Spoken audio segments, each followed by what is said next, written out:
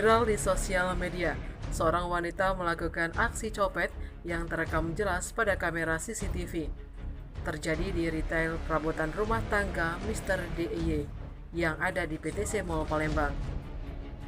Aksi pencopetan itu berlangsung begitu mulus tanpa disadari korban yang juga seorang wanita tengah berdiri bersama satu rekannya di sudut ruang retail DIY.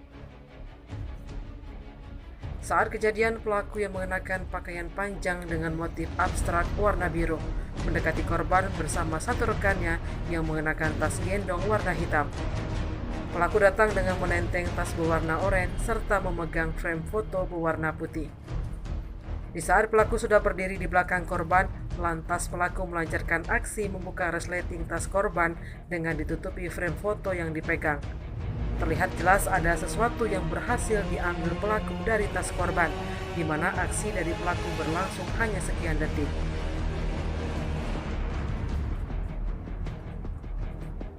Usainya tersangka langsung bergegas pergi, sedangkan korban tak sama sekali menyadari telah mengalami pencopetan.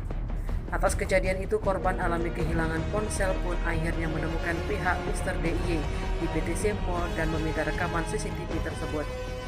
Setelah korban melihat rekaman CCTV itu, benar saja ternyata ponsel korban hilang lantaran dicopet saat korban tengah berada di retail tersebut. Kakak korban, Nadia, membenarkan peristiwa itu. Ia mengaku bahwa adiknya dicopet.